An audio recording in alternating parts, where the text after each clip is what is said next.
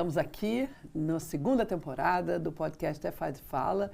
E eu estou super animada, gente, porque é muita gente legal, é muita troca boa, é muita jornada de É Faz e Fala.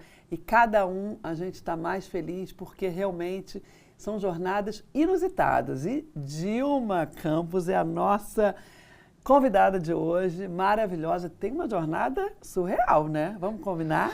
Porque você vai de bailarina, depois odontologia, e hoje você tem um trabalho de impacto enorme de SD, faz um trabalho incrível junto com as marcas.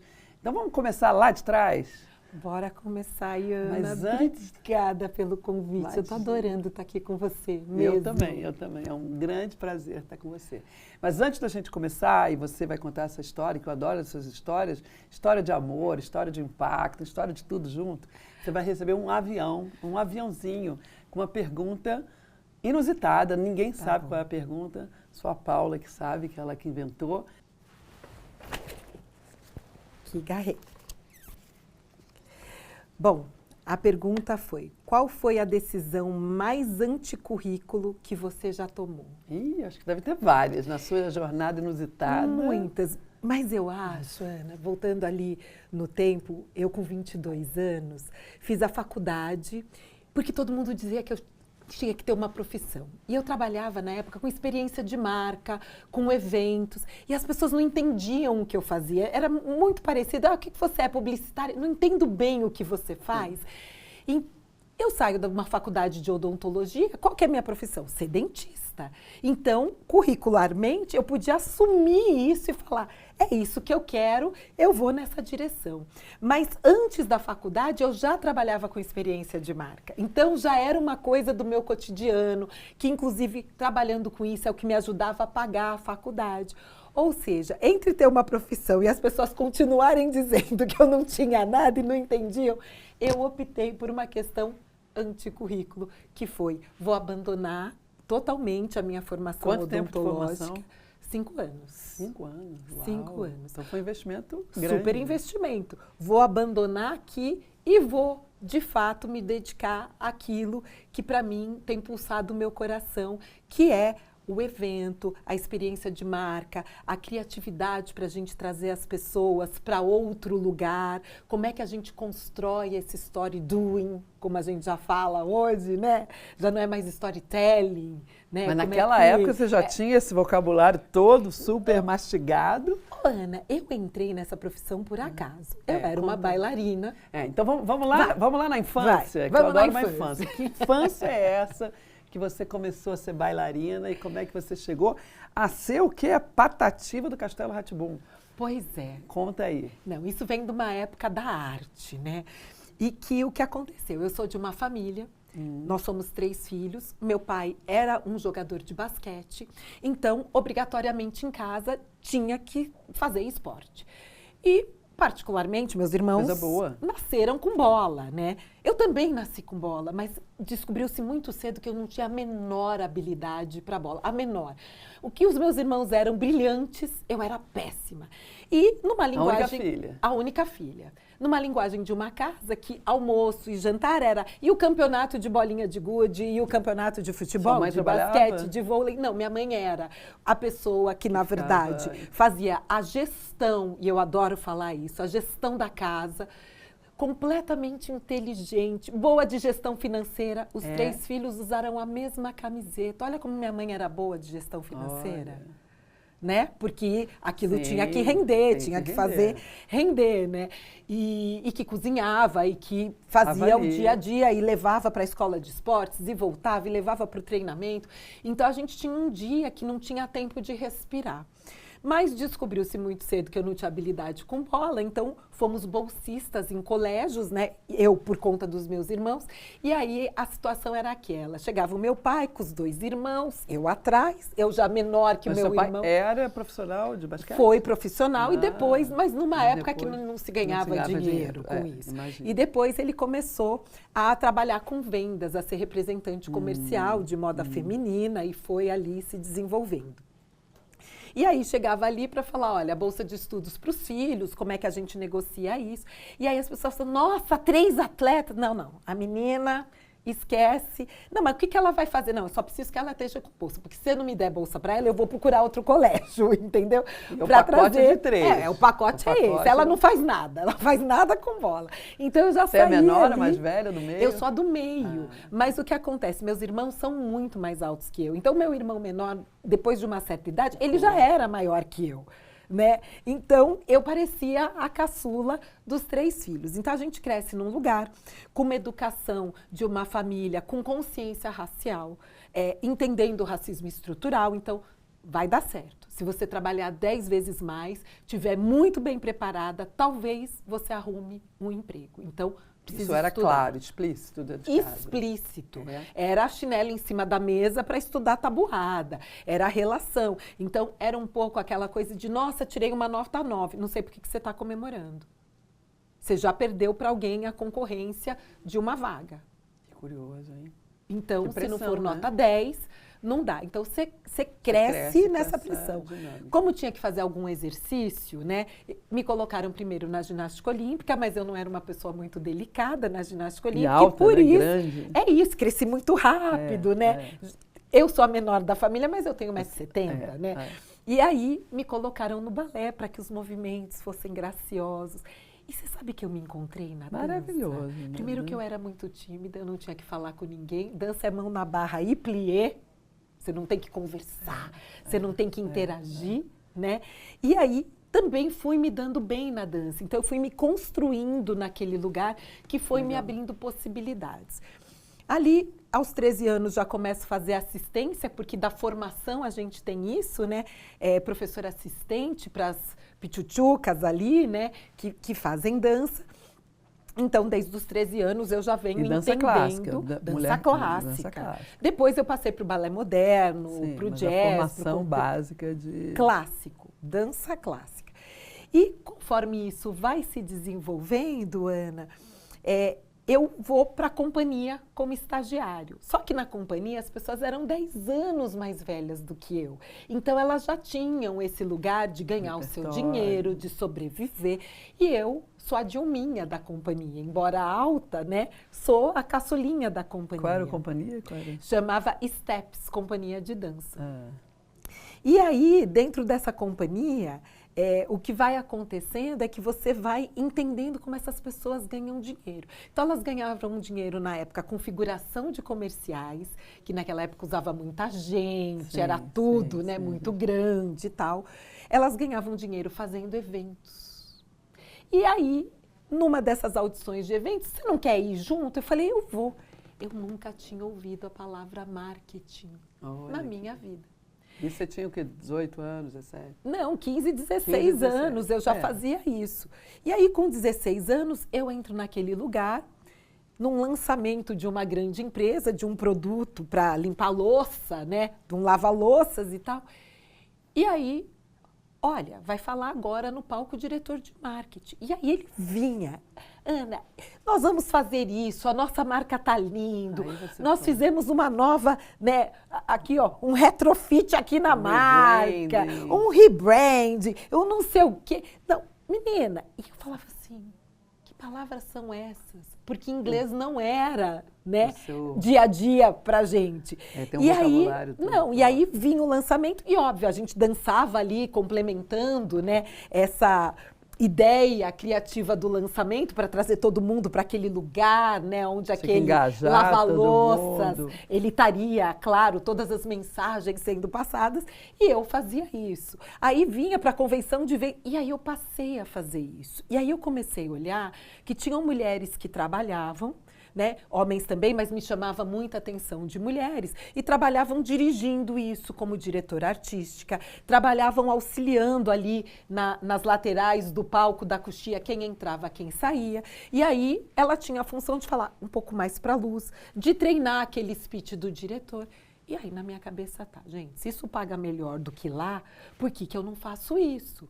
Olha que bacana isso. Então o que eu quero fazer é isso aqui, eu quero ser assistente Como primeiro emprego, essa experiência Olha. é importante, né? Para os insights do futuro. Eu Não, fico impressionada. importantíssimo. Poxa. E aí eu falei, eu quero construir isso. O que que é isso? É evento, nem chamava de live marketing, né? Porque é evento.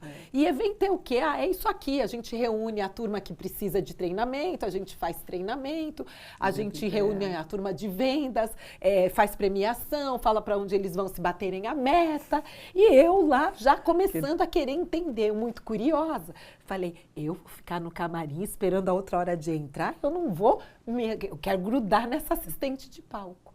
E em pouco tempo, eu já era assistente de palco.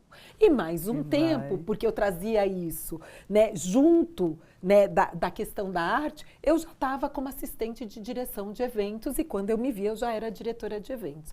Óbvio que era um trabalho freelance, Sim, né? Mas você então, com 20 e poucos anos, desenvolvendo uma liderança que depois você vai usar. É isso. E aí, o Castelo Rá-Tim-Bum vem nesse meio tempo, porque fazia uma convenção, esperava um pouquinho para pegar a segunda convenção. Olha, tem aqui, Dilma, a gente está chamando você e a Cissa Meirelles, para fazerem aqui dois personagens no castelo. Personagem? Porque precisa dublar e tal, meio que cantar direitinho, porque a gente, né, tá nesse lugar. Vou fazer entre um freela e outro, preciso trabalhar, bora fazer. Eu já era, inclusive, casada, né? Com 19 anos. Com 19 e tá anos casada me até casei. hoje. Até Bota hoje. 40 anos até mesmo. hoje. E aí foi andando isso e a gente faz o teste e começa a gravar. Tá ótimo, semana que vem gravando. A gente meio que sem entender, porque a gente já entrou no final da história. Vamos gravar lá 12 instrumentos. Tá bom, tá? A gente vai, eu e a Cissa, a gente já era companheira. E o diretor era o Fernando Meirelles, é isso? Nessa já era o Cal Hambúrguer. O Fernando foi do primeiro Rá-Tim-Bum. Tá.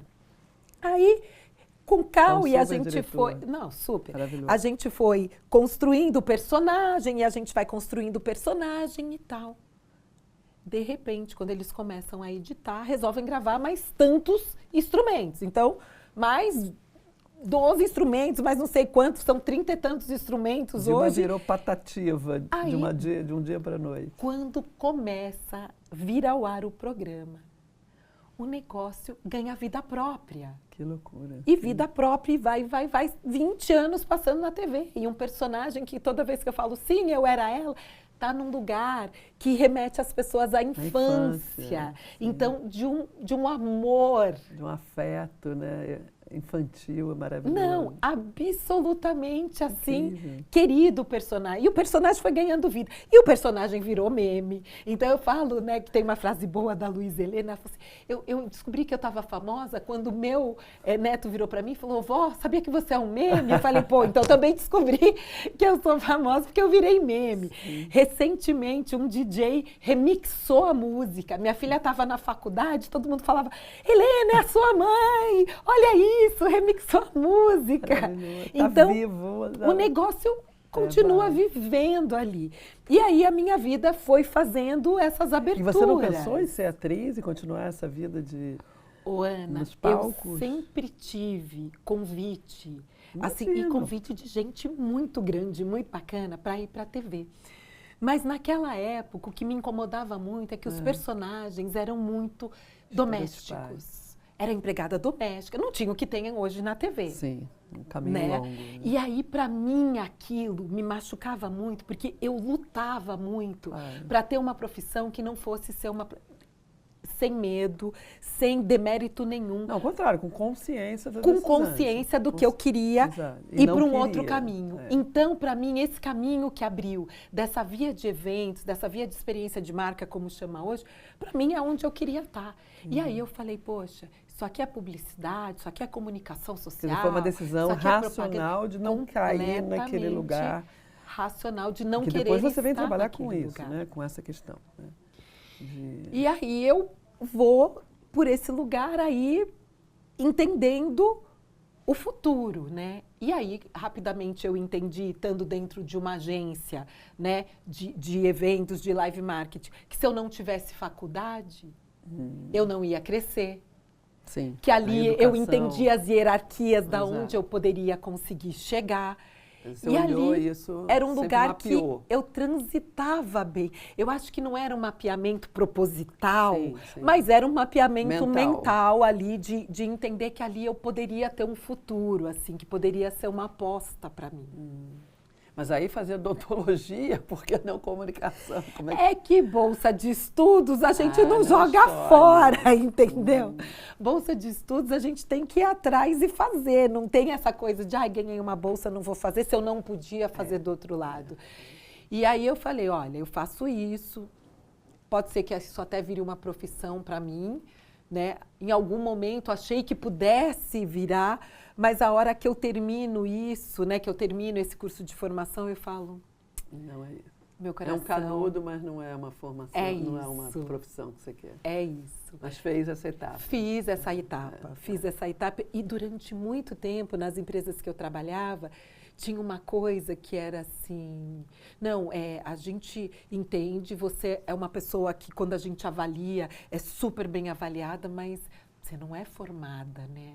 Então tinha sempre uma coisa para... Desculpa, para não evoluir, para não botar para não frente. deixar ir para frente, né?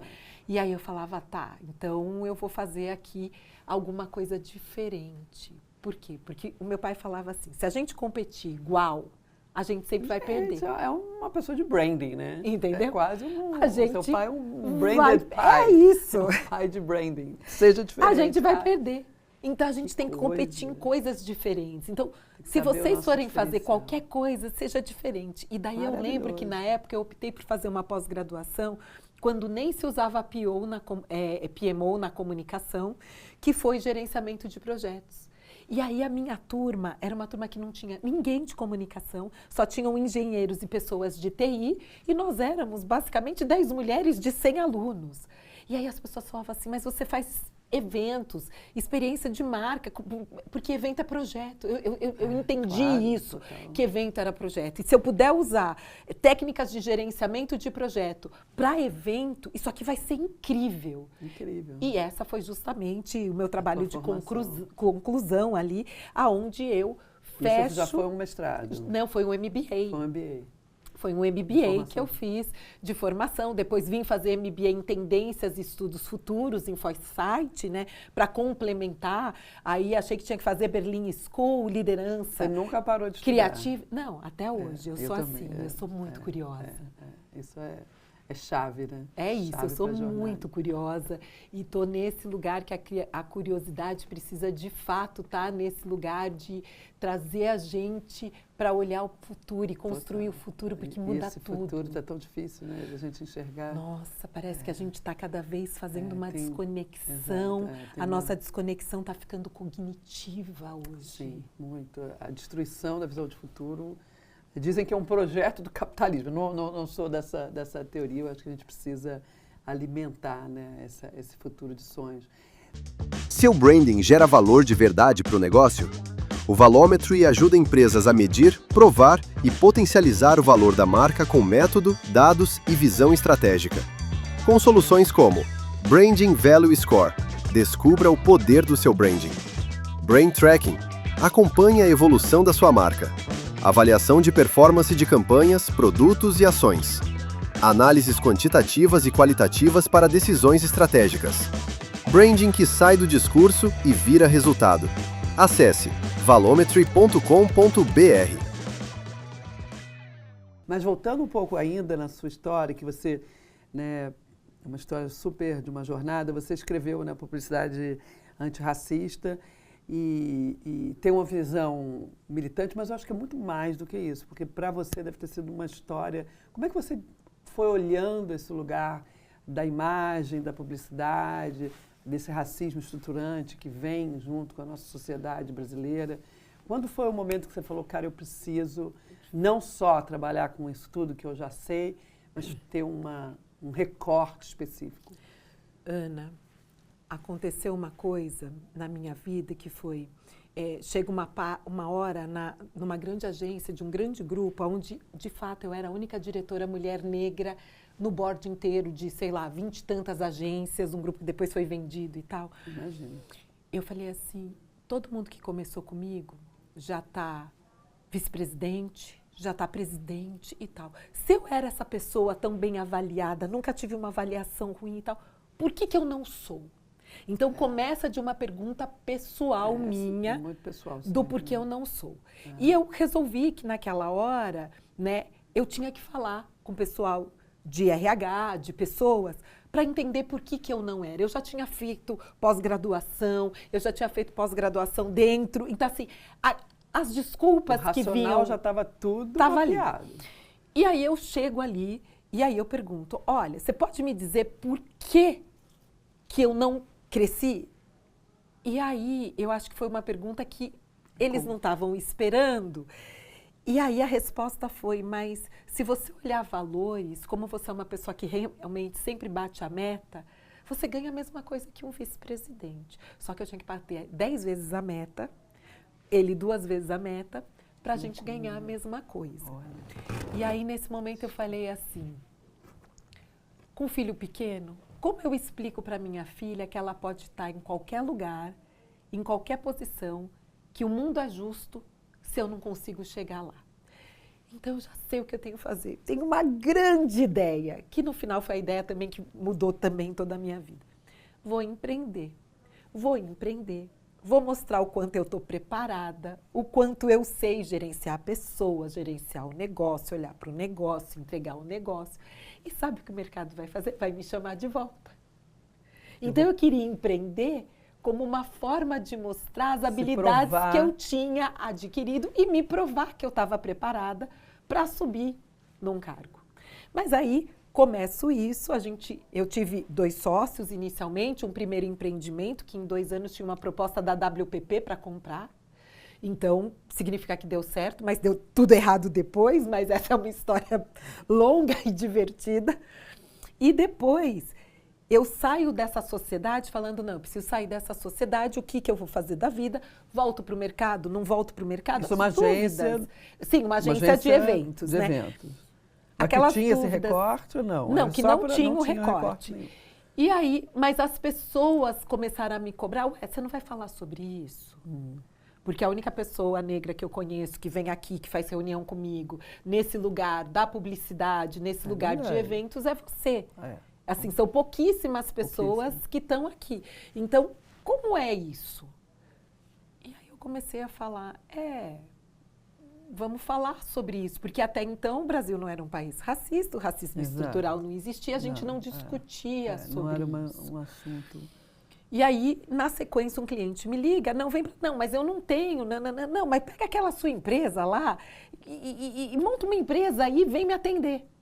Um cliente, inclusive, do Rio de Janeiro. E eu falei, bom, vou fazer o seguinte, tem um pouco de dinheiro ali guardado, porque de empreender 3 anos achando que fosse dar cambalhota, você não deu, né? Você voltou para trás, você já não tem mais dinheiro. Mas o que eu tenho dá para pagar a passagem de hoje para amanhã, vou ver qual é essa no Rio de Janeiro. Resolvi apostar, voltei com um briefing no Rio de Janeiro, que foi o que transformou, né, a empresa e da onde a empresa nasceu. Então, eu falo que eu tive um cliente investidor, né, que queria fazer com a gente e que com isso... E aí esse trabalho vai andando. Chega uma hora que a gente tem que mostrar o trabalho e eu tive a grande ideia de fazer uma maquete. Vamos fazer uma maquete de todos os espaços, que isso, aí as pessoas vão entender aquilo profundamente que a gente está falando. E aí saímos nós para o Rio de Janeiro, uma maquete e tal. E aí uma reunião para todo o board, né, dessa empresa global, multinacional, e eu explicando, e gente de Londres conectado, já fazia videoconferência, eu achava aquilo chiquérrimo e tal, e eu apresentando, porque afinal de contas a empresa era minha, né, e tal, e eu apresentando e tal. Quando termina essa apresentação, o presidente fala assim para mim, nossa, como é que você veio parar aqui, né, porque... O que ele estava perguntando é, você é uma mulher negra aqui nessa sala, a única mulher negra de 30 pessoas aqui, como é que você veio parar aqui? E eu, desatenta, respondi, peguei o avião, desci no Santos Dumont, peguei um táxi e vim para cá. E ele começou a rir. E eu, naquela hora, falei, gente, por que esse homem está indo? Ele perguntou, como é que eu cheguei até aqui? Eu estou explicando como é que eu cheguei até aqui. E aí ele falou assim, não, eu estou explicando e perguntando da sua jornada. Ai, que lindo. Eu fui. Tô até arrepiada. CEO, eu sou CEO aqui, eu já fui CEO em outra empresa, eu fui CEO não sei em que lugar do mundo, hoje ele é CEO, né, de uma outra empresa aqui do Brasil. E aí, nessa hora, eu falei, eu não sei como eu cheguei até aqui. Que coisa, Porque não né? foi uma coisa desenhada, foi uma coisa que eu fui tentando resolver a coisa para eu poder evoluir, e nesse resolver uma ou outra coisa, a coisa foi abrindo uma porta de oportunidade, uma porta de Você foi pegando oportunidade. os cavalos também que passaram, né? E hoje estou aqui. E aí eu falei, eu preciso entender. Eu preciso começar o meu letramento da onde eu vim. Eu preciso entender essa discussão que vem a seguir. Eu não estou nem entendendo Que eu não estou a entendendo. jornada. E aí, nessa hora, eu entendi que eu precisava entender sobre isso, que eu precisava começar a falar sobre as questões raciais, né? E no meu caso, na intersecção de raça e mulher, porque nessa hora a questão da igualdade, né, de gênero também estava sendo Também, discutida. Também. E aí eu falei, pera, o que eu faço do meu dia a dia que eu posso colocar? Poxa, eu tenho uma agência. Se eu conseguir colocar um casting diverso, olha que bacana é isso, mas talvez eu não consiga colocar como não consegui no primeiro cliente. Sim. Mas eu podia oferecer. Isso significava muito na construção do futuro. Então, eu começo inicialmente oferecendo. Isso que década, quando você está falando que ano? 2013, 2014. Ah, 14, bem recente, bem recente. E aí, com isso, né, você vai entendendo, olhando, entendendo. E aí, bom, mas se eu falo dessa parte do social, eu também posso falar da parte do ambiental. O que é essa história aqui de governança, dessa sigla ESG? Não, deixa eu pensar aqui. E aí comecei a estudar aquilo e entendi que existia um espaço para que a gente fosse mais sustentável dentro dos eventos, para que a gente não produzisse tanto lixo, tanta lona, tanta coisa. Então, assim, o que era isso, assim? Ninguém falava sobre isso em 2013, 2014, mas aí eu começo a falar sobre isso para fazer uma coisa diferente. Tá lembrando de onde vem isso, Ana? Sim, que legal. E aí eu começo a falar sobre isso, a entender mais, a estudar mais e a falar e a olhar. E aí isso eu começo fala para você também, né? Muito. E aí eu começo a falar assim, tá tudo errado. Porque todo mundo falava, agora nós estamos fazendo diversidade e inclusão. E eu falava assim, como que eu digo que eu não concordo? Como que eu digo que eu não concordo? E aí, assim, todo texto que eu escrevia tinha alguém que falava, não concordo, porque eu sei muito mais que você e tal. E eu falava, não, tudo bem, do seu ponto de vista, eu aceito, só aceito o meu, ali no LinkedIn, no Instagram. Então, assim, meus primeiros Você passos. começou a botar para fora. Colocando para fora. Não, eu tomava muita porrada, porque agora que estão olhando para o movimento. Mas não é que eu não concordava com a questão racial. Eu não concordava que isso não tivesse intrínseco à governança e ao negócio. Sim, não é uma externalidade. É isso, porque ele nasceu como uma externalidade. E ali eu vi a morte dele quando ele nasceu.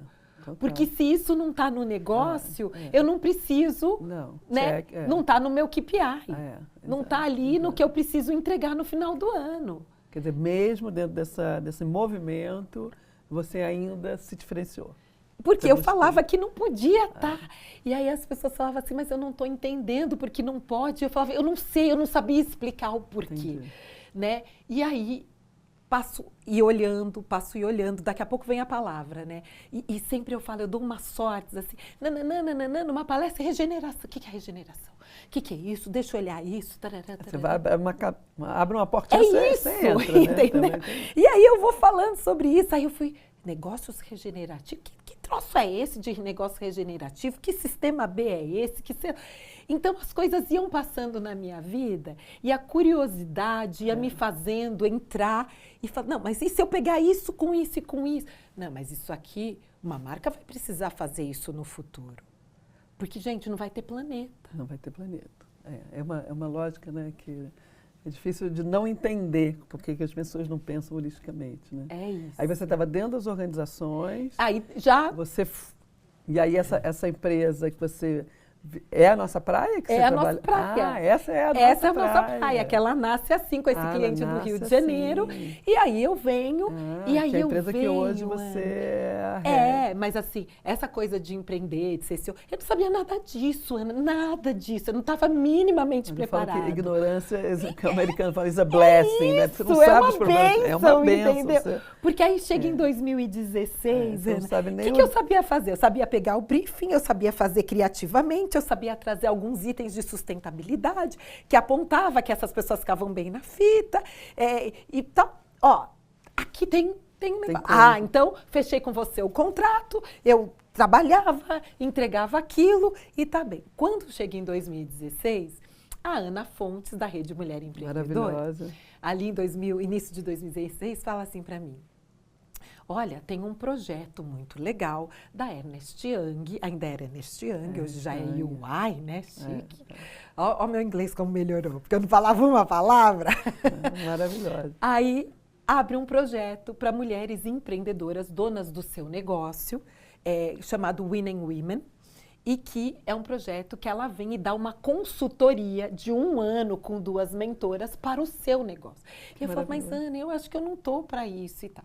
Nisso eu encontro também a Silvana Torres, dona da Markup, que também era uma empresa, né, do meu segmento de live. Não, eu sou da turma de 2013, 14, é muito legal o programa, eu acho que você devia fazer, porque a gente se encontra e se conhece na Ampro, né, faz exatamente 10 anos isso. E aí eu falei, quer saber? Por que acho não? que eu vou lá, eu vou prestar. Elas falaram que eu tenho que ir lá, inscrever, mandar a DRE e tal, eu tenho tudo isso. Bom, escrevi o que eu achava da minha empresa. Você era independente. Independente, sempre independente. Eu sou até hoje independente. Em 2022 que eu não passei a ser independente, mas independente. E aí falaram, olha, você vem aqui que a gente agora vai fazer, você passou as fases, você vai fazer a fase oral, né? Vai defender a sua empresa. E liguei, Ana, o que eu tenho que falar? O que pega Ana bem? era Silvana, uma das pessoas da banca, não era, Não, era da banca, tá. Mas daí eu entro, né? E óbvio que você vai entendendo o empreendedorismo, as mulheres que estão empreendendo, as mulheres que são referência. E quando eu entro, quem está sentada lá, Ana Couto? Luísa Helena Trajano, Tieco Aoki, Sônia Reis, só mulheres. Bel Carvalho Pinto. Olha. Eu falei, o que eu estou fazendo aqui? Eu vou sair. Não, vou lá, fala do seu negócio, fala. E aí eu falei, comecei a falar do meu negócio, sempre fui apaixonada pelo que eu faço e tal. Passei. E aí eu descobri que eu não tinha um lugar onde eu ganhava o meu dinheiro mensal. Eu tinha um negócio que precisava ser estruturado como negócio. Claro. E aí vem lição de cash flow, fluxo de caixa, como é que separa, como é que vai. Então, a minha parte de gestão... Aí você vira uma CEO, é isso? Pois é. Que tem esse momento, né? Aí, que você se assume. eu comecei a achar que eu estava preparada, porque eu dava o meu cartão e eu falava assim, aqui ninguém tem cargo no cartão. Por que não tinha? Porque eu tinha vergonha de falar que eu era presidente. Então eu falava, eles vão olhar para uma mulher preta, é a presidente. Como é que vai ficar isso? Olha, medo de se posicionar. E aí, com isso, tive 2 mentoras, a Bel e a Tieco, acabaram sendo minhas mentoras durante o ano e eu fui adotando todo mundo. Mentoria é muito importante. Que é muito importante. E o programa é incrível, incrível. E eu saio de lá uma CEO desse programa. Depois de 1 ano, tomei muita porrada. Nossa, mas como me bateram? Bateram. Mas eu ali na minha resiliência, falo, não, eu vou terminar, eu vou pra frente. E termino o programa e falei, só que é um negócio. Então, como é que a gente estrutura? Como é que... E eles já vieram estruturando, perfeito. É isso, fluxo de caixa toda semana, vamos aqui, vamos lá. Organograma, sou CEO. É isso. E aí eu assumo como CEO da nossa praia. E foi muito legal, porque eu vi esse movimento acontecer e outras pessoas negras que foram abrindo o seu negócio depois de mim, já se assumindo como CEO do seu negócio, né? Então começa esse lugar. E aí a nossa praia foi se construindo, chega em 2022, eu fui convidada para ser jurada em Cannes, um lugar que eu achei que eu nunca fosse pisar, nem passar o dedinho, né?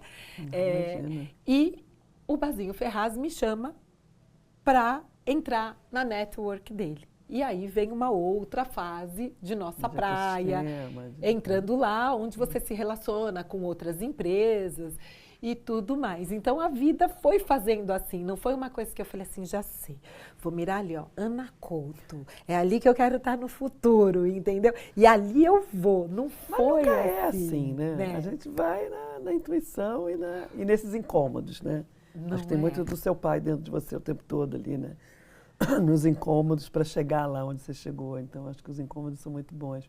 Como é que você está vendo? E a gente trabalha um pouco paralelo, né? Eu acho que eu tenho uma jornada parecida de mulher, CEO, entrando num negócio que ninguém falava muito no Brasil, né? Branding, o que é isso? Que história é essa? E você com esse marketing regenerativo, trazendo o ESG para dentro das organizações, para um pensamento muito mais consciente. Como é que você vê essa interrelação, né, dessa gestão de valor do branding, que é um intangível, com esse lugar de sustentabilidade, que é tão importante para qualquer organização do século XXI, né, que eu falo, se você não tiver, você não está nem no jogo. Mas não é tão claro assim. Eu acho que é um desafio enorme, porque a relação entre a marca e a sustentabilidade, ela é intrínseca. O grande desafio da gente vai ser entender quais são os nossos ativos técnicos da marca, para transformar em ativos de comunicação, que é o que eu tenho estudado um pouco isso. Por quê? Porque o ativo técnico, ninguém entende. Nossa, essa empresa aqui, ela produz energia, uma energia limpa de hidroelétrica, então ela é limpa em tantos %. Então, esse é o ativo da marca, um ativo técnico. Sim. Uma Como vantagem que você competitiva do traz negócio. isso? Como é que você traz isso para a área de comunicação, de branding, né? Construção de diferenciação para o consumidor, para o cliente. E esse, para mim, é o grande desafio do futuro. Que a gente ainda está tateando como faz isso e vai meio que dando sorte, unindo ali, mas a gente não está fazendo isso intencionalmente. E eu acho que nenhuma marca que faça seu rebrand ou que nasça hoje não pode já não nascer neste lugar. A externalidade faz parte da sua responsabilidade. Né? Faz parte. Não há dúvida. A forma que você produz, a forma que você consome, a forma que você está vendo o mundo, não tem mais espaço, né? Não tem mais espaço. Até resgataram recentemente um acrônimo que era muito falado, que quem falava isso, né, era a Margaret Thatcher, imagina quantos anos, que é o TINA, There is no alternative, não tem mais alternativa para a gente. Eu acho que hoje muitas pessoas, mas o ESG morreu e tal. Eu não acho. Acho que as pessoas e as empresas estão fazendo silenciosamente, até por essa onda que veio contra a ESG, essa contratendência.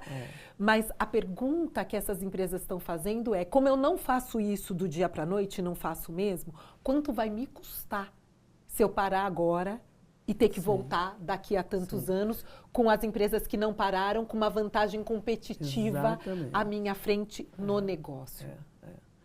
Porque eu acho que é uma volta que não tem mais, né? Assim, o século XXI não dá mais espaço para foi o século XX. E a gente está com outra regra do jogo. E, obviamente, esses movimentos eles são pendulares, né? Você vai muito, aí depois você pega um pouco a barra, depois você volta, mas eu acho que realmente não tem volta. Você está vendo essa maturidade, né? Aí a gente estuda muito isso, propósito, impacto, a decisão do consumidor na ponta, se identificando com valores das organizações. No Brasil, você acha que isso está mais forte? Os empresários mais conscientes de que isso não é uma escolha, é uma decisão, né, importante e que traz dinheiro? Olha, eu vejo que algumas empresas já entenderam o jogo. E outras vão entender, como agora todas as empresas da B3 terão que ter o seu relatório de sustentabilidade, o que já ajuda no movimento. Né? Eu acho que tem empresas que vão ser líderes do movimento e empresas que vão vir junto com o movimento, e é normal, é o movimento. Mas eu tenho entendido que as empresas passaram recentemente a olhar isso como negócio e não como a sustentabilidade. Isolada, e essa né? história de, temos a sustentabilidade, temos um departamento de governança, temos aqui diversidade e inclusão. E aí fecha a diversidade e inclusão. Sim, foi uma onda do pêndulo. Foi, mas para mim veio voltando para o lugar de nunca deveria ter saído, Exato, que é no negócio, né? A gente olha hoje as empresas, e as empresas hoje estão aí numa implementação de uma lei, né, que é a NR1, uma lei aí de saúde mental, entendendo, né, como é que o mundo tá progredindo, essa onda da solidão, tudo isso impacta, né, na produtividade. E aí a gente tem visto isso, e eu tenho visto, Ana, muitas empresas sofrerem, nossa, porque agora tem que... Eu falo assim, gente, pelo amor de Deus, dos próximos 10 anos, essa vai ser a janela mais importante de oportunidade para o seu negócio. Exato. Porque está provado isso. Total. Vários papers mostram isso. Que quando valor as pessoas, não é isso, têm segurança psicológica, ela se coloca mais. Quando ela se coloca mais, ela pergunta melhor. Quando ela pergunta melhor, a gente consegue trabalhar numa visão muito mais colaborativa ampla e colaborativa. Inovadora. A inovação acontece. E é de dentro do negócio. e para fora, porque os consumidores também valorizam isso, né? Sim, aí você pega assim, geração Z, geração alfa. Quando você olha para isso, esse consumidor tá sim, ele para pegar a embalagem e para ler a embalagem. Então, quanto mais rápido a gente conseguir traduzir os ativos técnicos em ativos de comunicação, de marca, de brand, né?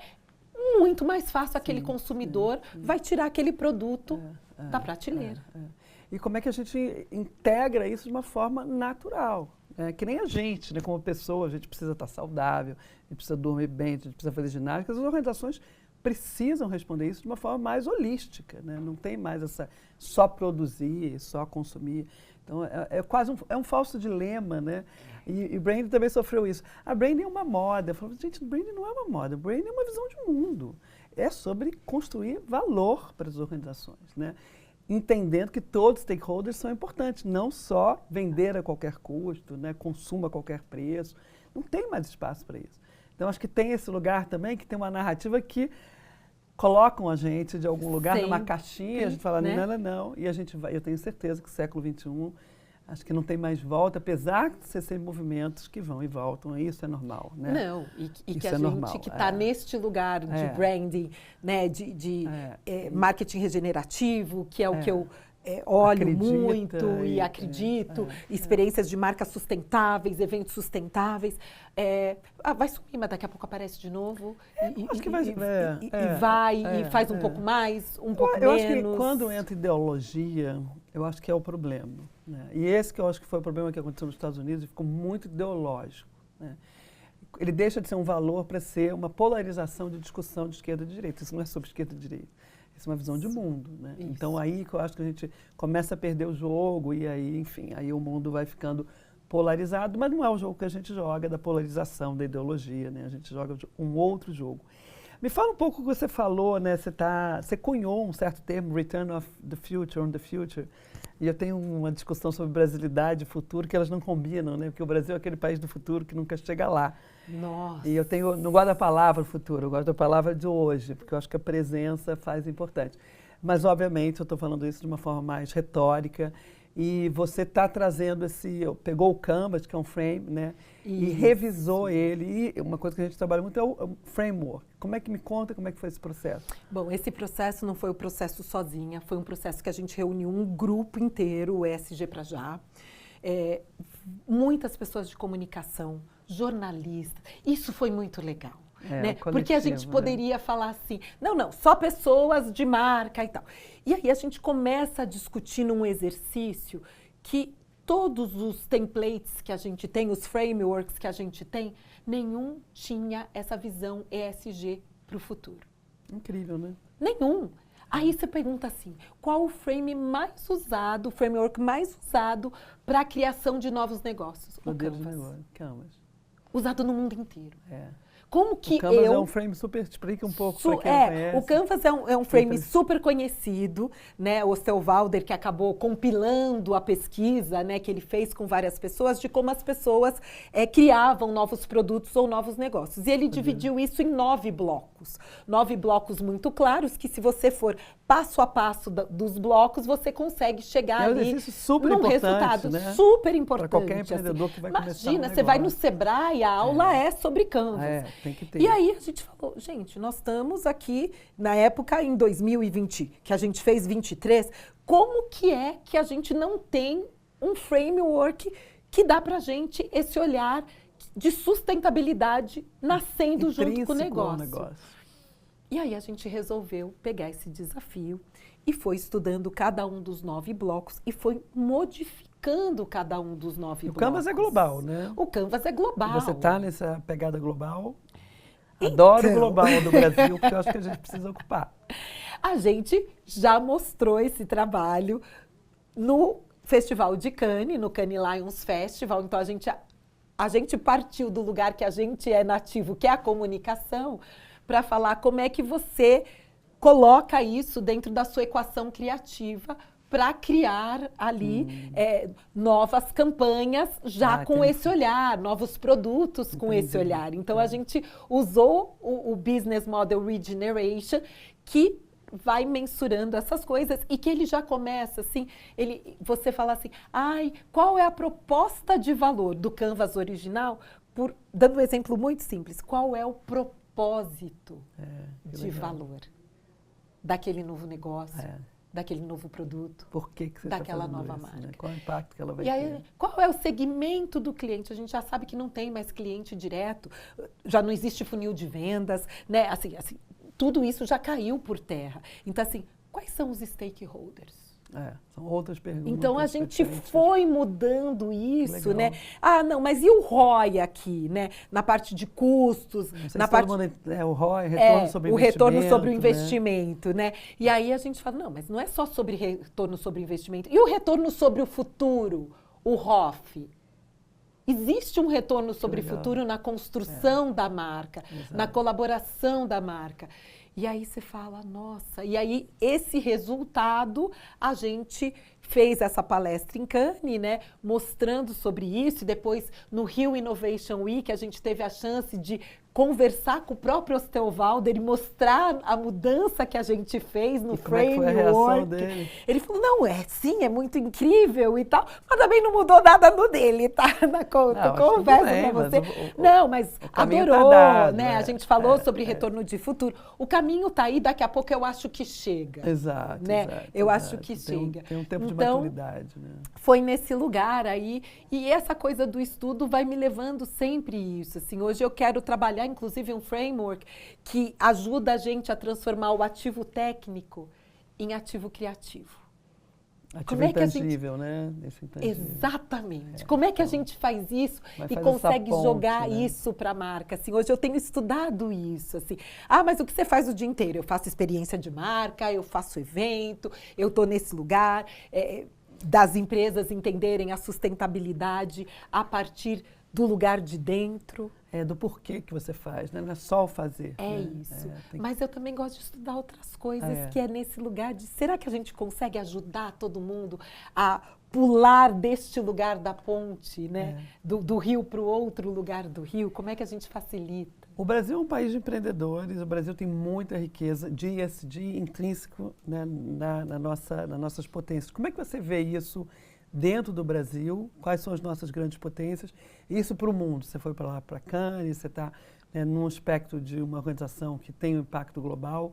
Você já vê isso claramente, porque se o Brasil abraçar ESG de verdade, é uma vantagem competitiva que eu acho que poucos países têm, né? Ninguém pega a gente. Ninguém pega a gente. Mas aí tem uma coisa que eu tenho visto, assim, que eu falo, é da nossa sensibilidade, né, de ir apurando.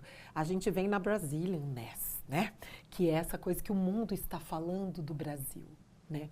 E aí a gente volta na pandemia, uma das coisas que aconteceu ali, pandemia, né, final de eleição, essa divergência de opinião que a gente não consegue sentar, e tudo bem você ser da esquerda, o outro ser da direita, e a gente conseguir dialogar, Conversar. né? A gente perdeu essa possibilidade de diálogo que é tão clara do brasileiro, porque a gente fala assim, aqui não importa, você conversa com gente de todas as raças, gente de todos os lugares do mundo. Isso é muito do brasileiro, mas naquele momento da polarização, o brasileiro não conseguiu se reconhecer nesse lugar tão lindo, tão Acho que 10% incrível. aqui, 10% lá, né? Né? É porque eles fazem muito barulho. Pois é, os de polos. conseguir dialogar nesse lugar, né?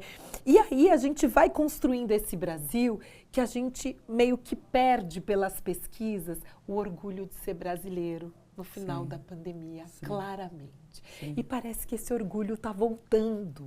Esse orgulho de ser brasileiro está voltando. Esse orgulho de fora para dentro, né? Assim, o mundo está vendo a gente, dentro. porque o mundo precisa desse nosso afeto. É isso. Então, eu já começo a me sentir mais corajosa em falar que, sim, né, a gente tem essa possibilidade, de fato, de liderar essa mudança verde do mundo, essa mudança da sustentabilidade do mundo. A gente tem esse lugar que não se assume, né, como uma liderança que deveria. Pouco esse teu processo também de se assumir, né? Sim, é a síndrome o Brasil do cachorro precisa se vira-lata, assumir, né? Do caramelo, eu falei a síndrome do caramelo. A gente tem tanta coisa boa. Gente, o brasileiro super criativo, tem brasileiro trabalhando em todo lugar do mundo, ele se adapta, ele vai lá, ele faz, ele cria na Arábia Saudita, sabe? Ele cria em lugares do mundo completamente diferentes. E a gente não se assume com esse potencial. A criatividade, para mim, né, é a última barreira humana. Sim, total, para esse novo momento.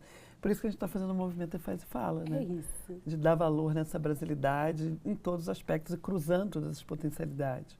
Se você tiver que deixar um legado seu, né, nessa tua trajetória linda, cheia de capturar todas as oportunidades, das portas que você entrou, qual seria o seu impacto assim, maior? Qual o seu Faz e Fala?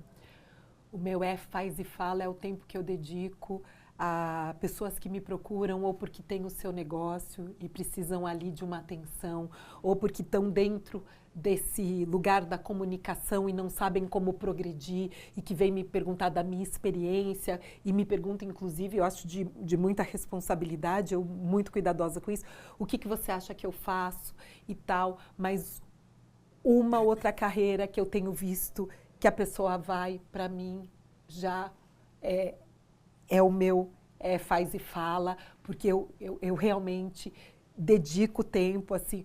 O ano passado fiz uma mentoria para Bia e o Thiago, que foram palestrantes em Cannes, duas pessoas pretas palestrando naquele palco, meio que seguindo a minha sequência, né? Ai, como você palestrou e tal. E que eu sei que a gente vai para a primeira reunião num sábado desses de feriado, que eu falei, olha, só posso encontrar com vocês sábado de manhã de uma Semana Santa, de feriado ali. Não, tudo bem, a gente vem para a gente conversar. E ali eu passei 2h30 com eles naquele início. Não, a gente pensou em fazer, né? A gente teve aprovado a palestra, a gente pensou em fazer isso. Aí eu paro e falo assim, mas qual a sua intenção?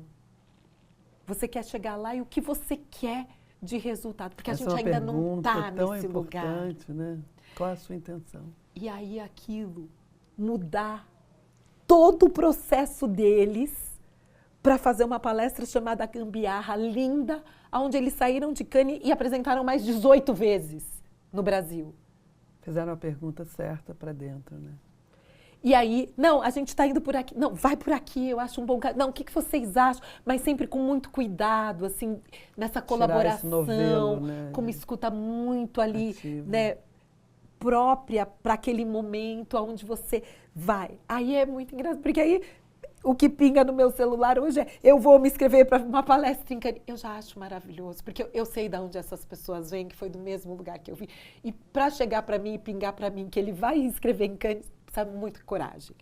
Muita coragem. E aí agora eu tô com uma outra dupla que está quase se classificando, né? Já passou algumas etapas, mas estou torcendo aqui que eu estou mentorando também para irem para esse palco de Cannes, levar um pouco do Brasil e levar essa visão do Brasil em relação à comunicação, que é muito rica. Exato, muito. Te incomoda cair na caixinha de uma mulher preta, empreendedora, ou não? Na verdade, me incomodaria se fosse uma mulher preta, empreendedora, que só sabe falar de diversidade e inclusão. Eu acho que eu consegui, com muita luta, e é uma luta de todos os dias, né, sair dessa caixinha. Mas aí também tem outros vieses, mas também ela faz tudo, né? Ela, enfim, ela é CEO, ela é influenciadora, mas ninguém pergunta isso para uma mulher branca.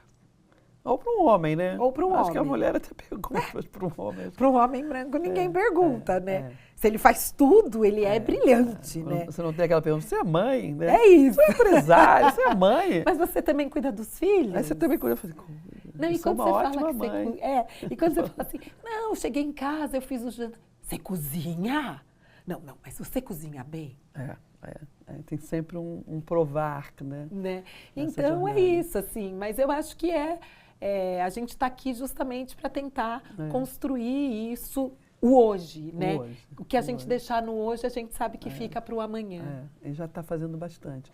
Tem alguma inspiração que você queira compartilhar com a gente? Um livro, um podcast, pessoas que te inspiram? Ai, gente, eu estou muito apaixonada pelo Michel Alcoforado com Coisa de Rico. Coisa de Rico é muito bom, né? Porque as pessoas falam, não, mas é coisa de rico. Não, aquilo é sobre a sociedade brasileira. Total. E é uma forma que ele traz, que a gente precisa ter, de fato, um olhar para a nossa sociedade brasileira, porque tem muita coisa que a gente precisa mudar.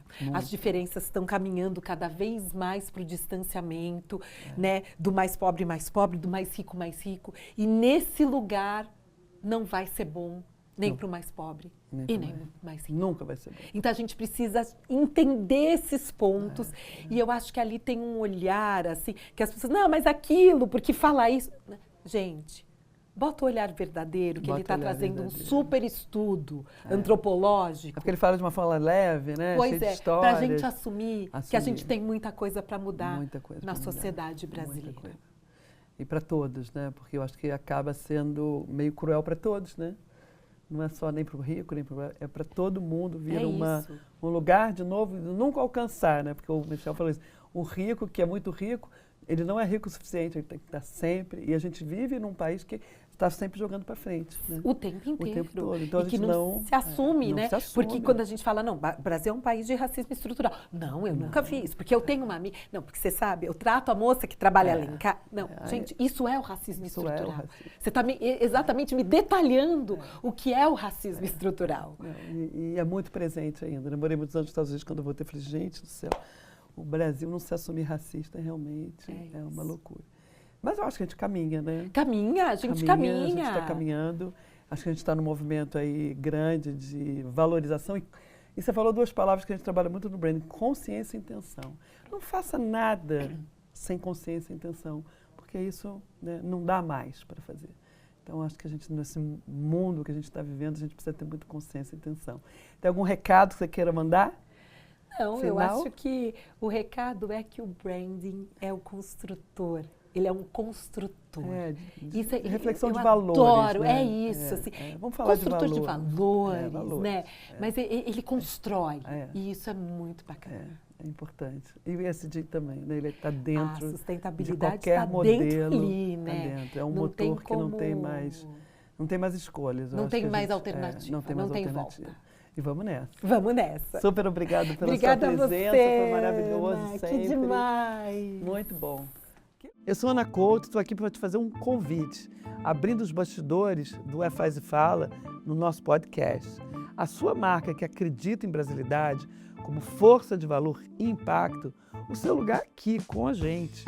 O Faz e Fala é mais que um podcast, é mais que um festival, é um movimento que conecta brasilidade com marcas, cultura, negócio e inovação. Quer conhecer mais essa jornada ou quer fazer parte apoiando esse movimento?